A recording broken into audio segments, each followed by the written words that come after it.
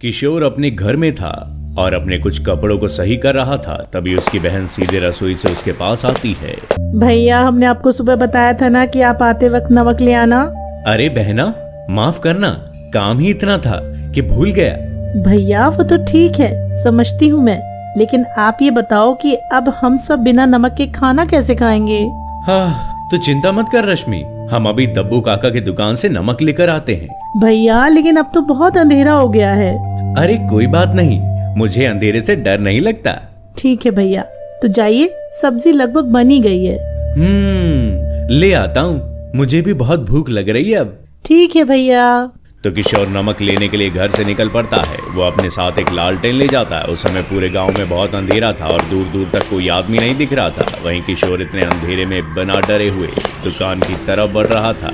अच्छा हुआ कि दब्बू काका अपनी दुकान थोड़ी देर तक खोले रखते हैं, वरना आज तो हमें भूखे ही रहना पड़ता। ये कहते हुए किशोर आगे चला जाता है कि तभी उसे अपने पीछे से किसी के चलने की आवाज आती है। किशोर चलना बंद करता है और जल्दी से पीछे मुड़ता है। कौन है, कौन है वहाँ? लेकिन वहाँ तो कोई भी नहीं था। किशोर अपना लालटेन आगे करता है और बड़ी गौर से अपने चारों ओर देखता है। अरे यहाँ पर तो कोई नहीं है, लेकिन बार बार मुझे किसी के चलने की आवाज क्यों आ रही है? लगता है मेरा वहम होगा। ये कहकर किशोर आगे बढ़ने लगता है कि तभी उसे फिर से अपने बिल्कुल पीछे किसी के चलने की आवाज आती है। इस बार किशोर को बहुत गुस्सा आता है और वो जल्दी से पीछे मुड़ता है। तुम जो भी हो, बाहर आओ। किशन, कहीं ये तुम तो नहीं हो? अगर मुझे पता चला कि ये तुम ही हो तो सोच लेना, अच्छा नहीं होगा। लेकिन उधर से कोई भी जवाब नहीं आता। बोलो कौन है? कि तभी अचानक से उसे किसी औरत का बड़ा सा भयानक चेहरा दिखाई देता है। नहीं! किशोर जोर जोर से चिल्लाने लगता है। वहीं वो भयानक चेहरा उसके चारों ओर दिखाई देने लगता है। किशोर की नजर जहां जाती है वहीं पर उसे वो चेहरा दिखाई देता है। किशोर उस चेहरे को देखकर बहुत घबरा जाता है। नहीं नहीं, जाने दो मुझे, चली जा मेरी जिंदगी से। किशोर जमीन पर गिर जाता है और तभी वो चेहरा बहुत जोर जोर से हंसने लगता है और हंसते हुए वहां से गायब हो जाता है। किशोर भागते हुए दब्बू काका की दुकान पर पहुंच जाता है। अरे किशोर, क्या हुआ? ये तुम्हारे कपड़े इतने गंदे? अरे अंधेरे में कहीं गिर गए थे क्या? अरे हाँ काका, बीच में पत्थर आ गया था। अच्छा काका, हमें जल्दी से नमक दे दीजिए। हाँ हाँ, देता हूँ। दब्बू जल्दी से कागज में नमक डालता है और किशोर को देता है। लो भैया, तुम्हारा नमक। जी काका, शुक्रिया, चलता हूँ। राम राम। राम राम बेटा। किशोर हड़बड़ी से वहां से निकल जाता है। अरे इसको क्या हुआ? खैर किशोर नमक लेकर घर पहुंचता है। ये ले नमक रश्मि। भैया, आपका ये हाल कैसे हुआ? वही तो बेटा, तू ठीक है ना? हाँ भैया, क्या हुआ? अरे कुछ नहीं, आप लोग बेवजह परेशान मत हो जाइए। बस अंधेरा था तो लालटेन हाथ से छूट गया था। अच्छा, इसीलिए कहती हूँ बेटा, रात में घर से बाहर मत निकला कर। अरे कोई बात नहीं माँ, आप परेशान मत हो। देर हो गई है, चलिए अब सब खाना खा लेते हैं। इसके बाद सभी लोग खाना खाते हैं और खाना खाकर सोने चले जाते हैं। दूसरी ओर किशोर बहुत चिंता में था। लगता है माया लौट आई है। नहीं नहीं, ऐसा नहीं हो सकता। मैं कल किसी बाबा से मिलने जाता हूँ, वही मेरी समस्या का समाधान कर सकते हैं। खैर इस बात को कुछ दिन बीत जाते हैं और इसी बीच किशोर की शादी चांदनी से हो जाती है। चांदनी, आज तुम इस लाल जोड़े में बहुत ही सुंदर लग रही हो। इसके बाद किशोर चांदनी का घूंघट उठाता है। चांदनी शर्माती है तो किशोर उसके चेहरे पर हाथ रखता है और उसका चेहरा अपनी ओर करता है। शर्माओ मत, मेरी तरफ देखो। लेकिन चांदनी इतना शर्मा रही थी कि वो किशोर की तरफ देख ही नहीं रही थी। अरे चांदनी, देखो ना मेरी तरफ। कि तभी चांदनी गुस्से में उसकी तरफ देखती है। चांदनी की आंखें बिल्कुल लाल थी। उसको ऐसा देखकर किशोर बहुत डर जाता है और डर के मारे पीछे हट जाता है। ये क्या हो गया तुम्हें चांदनी? मैं तुझे बर्बाद कर दूंगी, बर्बाद कर दूंगी। ये कहकर चांदनी एकदम से बेहोश हो जाती है। चांदनी, चांदनी उठो। चांदनी को होश आ जाता है। क्या हुआ था मुझे किशोर? कुछ नहीं, लगता है शरीर में थकान ज्यादा हो गई है, तुम सो जाओ। हाँ तुम सही कह रहे हो किशोर। इसके बाद दोनों सो जाते हैं। वही किशोर अब और भी डरने लगता है। तभी एक दिन रात के समय, अरे मुझे क्या हो गया था भैया? आज इतनी बेचैनी क्यों हो रही है? और रश्मि ऐसे ही करवटें बदलती रहती है। जरा पानी पी लेती हूँ। रश्मि रसोई घर में जाती है और घड़े से पानी निकालने लगती है। अरे घड़े में तो पानी नहीं है, हैंडपंप से निकाल कर पीना पड़ेगा अब। तो रश्मि लोटा लेती है और लोटा लेकर अपने घर के बाहर लगे हैंडपंप के पास पहुंचती है। वहीं चांदनी रात होने के कारण रश्मि को लालटेन ले जाने की जरूरत नहीं पड़ती। खैर वो हैंडपंप चलाने लगती है। उस समय घरों के बाहर कोई भी दिखाई नहीं दे रहा था। वहीं रश्मि उंगाई लेते हुए हैंडपंप चलाई जा रही थी कि तभी उसकी नजर हैंडपंप से निकल रहे पानी के ऊपर जाती है। खून खून रश्मि भागने के लिए पीछे मुड़ती है कि तभी उसी औरत की आत्मा उसके सामने आकर खड़ी हो जाती है। वो औरत उसे हैंडपंप की ओर धक्का देती है, जिसके कारण रश्मि का सर हैंडपंप से लड़ जाता है और उसका बहुत सारा खून बह जाता है। आवाज सुनकर सभी लोग बाहर भी आ जाते हैं। ननद जी उठिए ना ननद जी। बहना उठ उठ बहना। कमल रश्मि की सांस चेक करता है। माँ, पिताजी, रश्मि अब इस दुनिया में नहीं रही। नहीं बिटिया नहीं। हे राम, ये क्या हो गया। और इस तरह इस दिन किशोर के घर में मातम छा जाता है। वहीं किशोर बेहद डरा हुआ था। ऐसा लग रहा था कि जैसे वो जानता हो कि आखिर ये सब उनके परिवार के साथ ही क्यों हो रहा है। खैर इसके 5 दिन बाद। ए जी, अब आप सो जाइए, चिंता मत करिए, सब ठीक हो जाएगा। हाँ कविता, सोता हूँ। राम खटिया में लेट जाता है और अपनी आंखें बंद कर लेता है कि तभी उसे ऐसा लगता है जैसे कोई उसके कान के पीछे कुछ कह रहा हो। राम उस आवाज पर ध्यान नहीं देता और अपनी आंखें बंद किए रहता है, लेकिन धीरे धीरे उस आवाज की गति बढ़ती ही जा रही थी।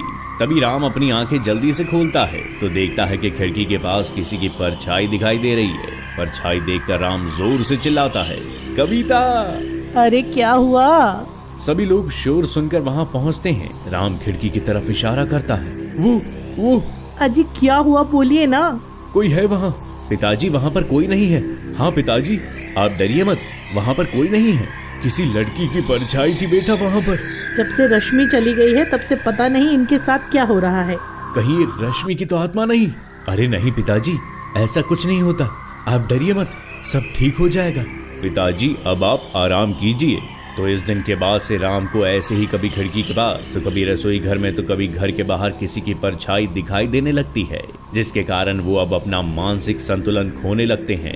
अरे बेटा, एक बाबा हैं, वो ऐसी परेशानियों को दूर करते हैं। आज शाम को ही इनको उसके पास ले चलते हैं।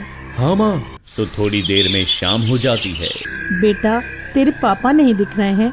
अरे कहाँ गए पिताजी, रुकिए मैं ढूंढता हूँ उन्हें। कि तभी अचानक से किशोर की जोर से चिल्लाने की आवाज आती है। पिताजी, ये क्या हो गया। चांदनी, कविता और कमल दौड़कर किशोर के पास आते हैं तो देखते हैं कि राम ने अपने हाथ की नस काट ली है।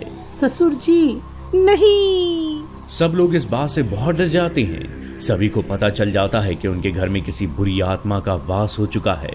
चिंता मत करिए माँ, एक साधु बाबा है, वो बहुत शक्तिशाली हैं। मैं आज ही उनके पास जाता हूँ। दरअसल किशोर 2-3 महीने से कभी किसी बाबा के पास जाता तो कभी किसी साधु के पास, लेकिन वो ये बात अपने घर वालों को नहीं बता रहा था क्योंकि उससे डर था कि शायद उसका कोई पुराना राज सबके सामने खुल जाएगा। और आज भी उसने ये बात झूठ बोली कि वो आज बाबा के पास जाएगा, जबकि वो कई दिनों से साधु बाबा के पास जा रहा था। खैर एक दिन बाद रात के समय अचानक से कमल बेसुध होकर जंगल में पहुंच जाता है। भाई यहाँ कैसे पहुंच गया। तभी कमल को पायल बजने की आवाज आती है। वो अपने बाएं ओर मुड़कर देखता है। भाभी, आप यहाँ क्या कर रही हैं। उस समय चांदनी ने एक खूबसूरत सा लहंगा चोली पहना हुआ था और वो बहुत सजी धजी हुई थी। बोलिए कुछ नहीं, हम तो बस अकेले में मिलना चाहते थे आपसे। क्यों। हम आपसे ये पूछना चाहते हैं कि हम आपको कैसे लगते हैं देवर जी। कमल शर्मा कर अपनी गर्दन नीचे कर लेता है। भाभी, आप ये कैसे सवाल पूछ रही हैं हमसे। चांदनी धीरे धीरे उसके करीब पहुंचती है और उसके दोनों हाथों को पकड़कर अपने चेहरे पर रखती है। क्यों, हम आपको अच्छे नहीं लगते क्या। भाभी, ये आप क्या कर रही हैं। तभी चांदनी अपनी एक उंगली को उसके होठ पर रख देती है। अब आप कुछ भी नहीं बोलोगे, सिर्फ हम बोलेंगे। चांदनी अब अपने चेहरे को उसके चेहरे के और करीब लाती है। कमल गुस्से में चांदनी को धक्का दे देता है। चांदनी नीचे गिर जाती है। भाभी, आप ठीक तो है ना। तभी चांदनी अपना चेहरा कमल की तरफ करती है। कमल चांदनी का चेहरा देखकर डर जाता है। दरअसल उसका चेहरा किसी जिंदा लाश से कम नहीं लग रहा था। नहीं। चांदनी कमल को पकड़ती है और उसके शरीर के 2 हिस्से कर देती है। इसके बाद चांदनी उसी औरत माया के रूप में बदल जाती है और अब वो सीधे किशोर के घर जाती है कमल के लाश के टुकड़ों को लेकर। ये देखकर किशोर की माँ बेहोश हो जाती है। किशोर, तभी माया चांदनी का गला पकड़कर उसे उठा लेती है। नहीं नहीं, ऐसा मत करो, तुमने तो मेरे पूरे परिवार को खत्म कर दिया। अच्छा, इसे छोड़ दूं? इसके लिए ही तो तुमने मुझे मार दिया था ना। देखो, इसमें इसकी कोई गलती नहीं है, इसे जाने दो। और मेरी जो ऐसी हालत हुई है, इसका जिम्मेदार कौन है बता? मेरे परिवार वालों ने तुम्हारा कुछ नहीं बिगाड़ा था, फिर भी बेवजह तुमने उन्हें मार दिया। अब मेरी माँ, मेरी पत्नी को तो छोड़ दो। तो ठीक है, जा अपने गांव वालों के सामने अपनी गलती कबूल कर। ठीक है, मैं अपनी गलती कबूल कर लूंगा। तब माया चांदनी का गला छोड़ देती है। वहीं किशोर गांव वालों को इकट्ठा कर लेता है और उनके सामने सारी सच्चाई बताता है। गांव वालों, मैंने एक औरत से प्यार करने का नाटक किया था ताकि मैं उसका फायदा उठा सकूं। उसका नाम था माया। वो एक नाचने गाने वाली औरत थी। मुझे नहीं पता था कि वो मेरे पीछे पड़ जाएगी। वो मुझसे बार बार शादी करने के लिए बोलने लगी, तो तंग आकर मैंने भी उसे बता दिया कि मैं सिर्फ उसके साथ अपने फायदे के लिए हूँ। और वैसे भी एक नाचने गाने वाली औरत को कोई बहू के रूप में स्वीकार नहीं करता है। इसीलिए उसने मुझे धमकी दी थी कि अगर मैंने उसे शादी नहीं की तो सबको सच्चाई बता देगी। बस मेरी सच्चाई सबके सामने ना आ पाए, इसीलिए मैंने उसे मार दिया था। गांव वालों, माया लौट आई है। उसने मेरे भाई, बहन और पिताजी को मार दिया है। आप सब मेरी मदद कीजिए। लेकिन तुमने भी तो उस लड़की के साथ बुरा किया ना? हाँ, मुझे बहुत पछतावा है। तभी माया वहाँ प्रकट हो जाती है। अब बहुत देर हो गई है किशोर। तभी माया पूरे गांव वालों के सामने किशोर को अपने लंबे लंबे नाखूनों से गोद गोद कर मार डालती है और उसकी लाश को बरगद के पेड़ पर टांग देती है। अब इस गांव के लोग जब भी इसकी लाश को देखेंगे तो ऐसा करने से पहले 1000 बार सोचेंगे। और माया वहां से गायब हो जाती है। उफ, यकीन नहीं होता, जिससे मैंने प्रेम विवाह किया वो इंसान ऐसा निकलेगा।